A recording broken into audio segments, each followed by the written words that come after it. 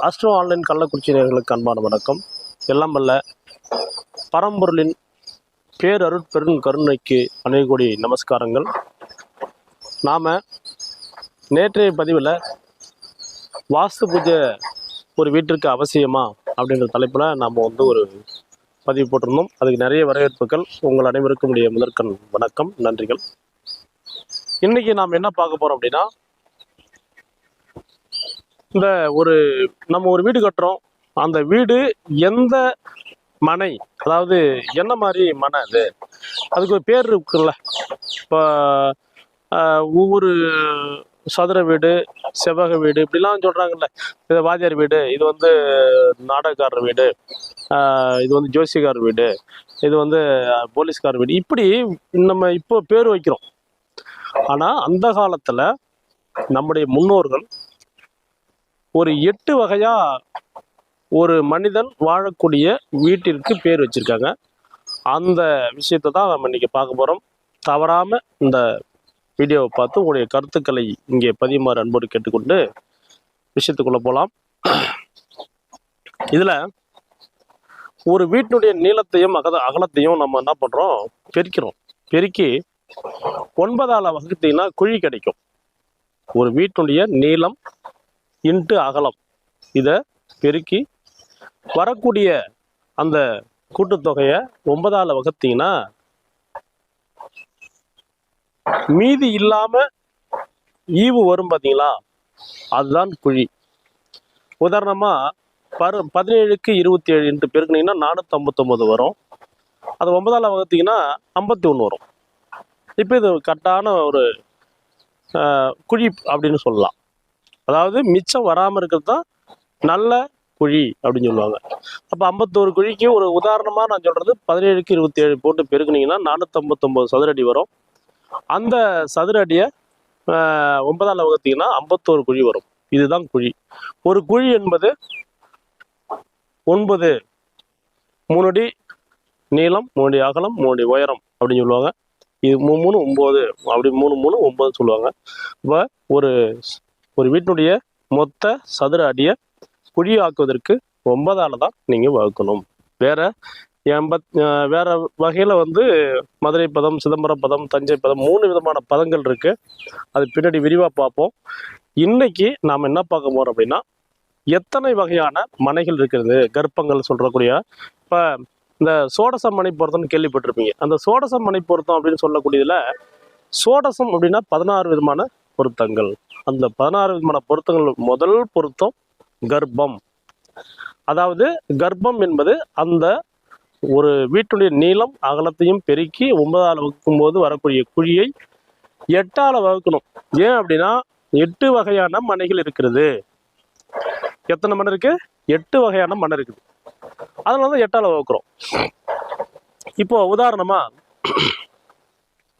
51 குழியை நம்ம எடுத்துக்கோ, ஈஸியா இருக்கும் உங்களுக்கு. அதாவது ஈஸியான ஒரு கணக்கு போட்டோம்னா அப்புறம் அடுத்தடுத்து நம்ம கணக்கு ப்ராக்டிஸ் பண்ணிக்கலாம். அப்படின்ற போது உங்க வீட்டினுடைய நீளம் அகலத்தை பெருக்கி 9ஆல் வகுத்துங்க. வகுத்து வரக்கூடிய அந்த வகுத்துக்கிட்டீங்கன்னா குழி வரும்.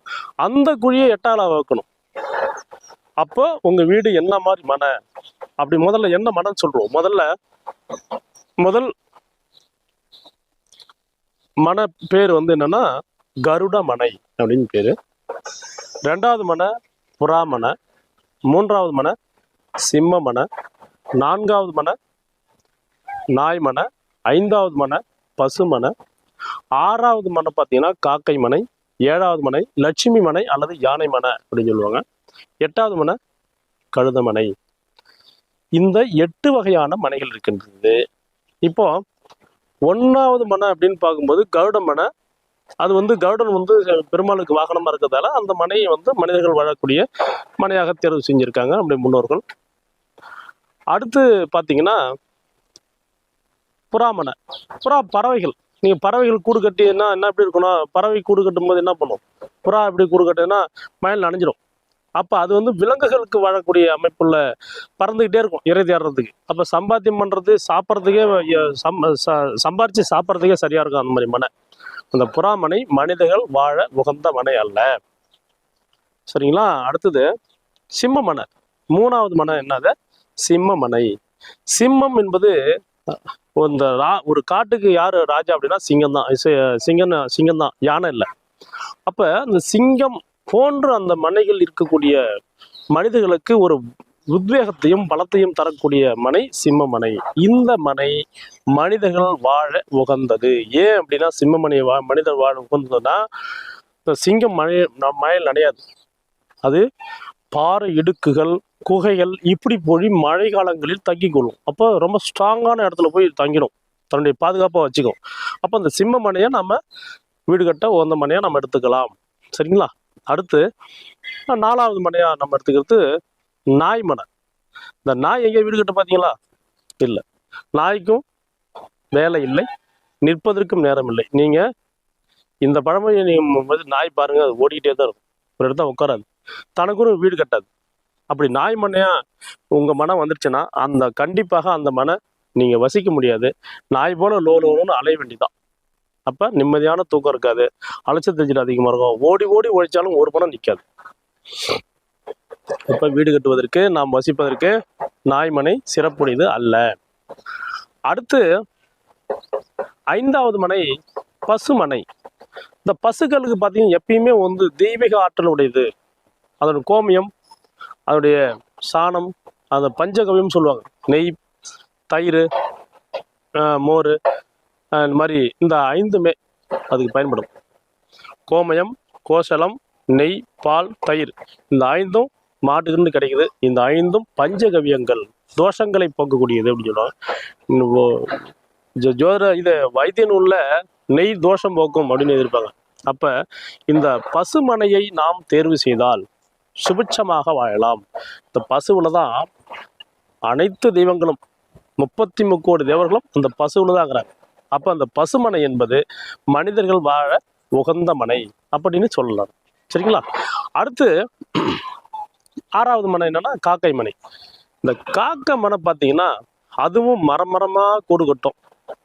காக்கா மட்டும் ஏதோ ஒரு பாம்போ அல்லது வேற ஜீவன்களோ தூக்கிட்டு போயிட்டு சாப்பிடும்.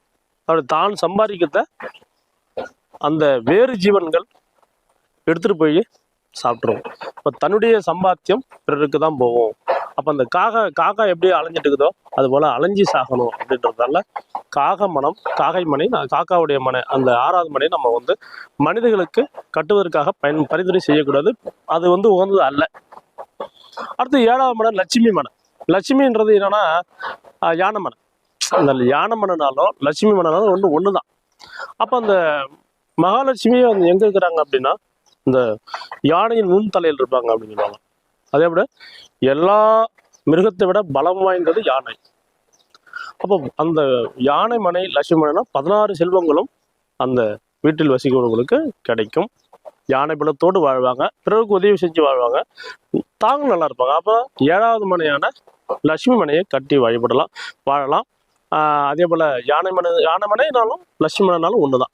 சரிங்களா? 8வது மனை கழுத மனை.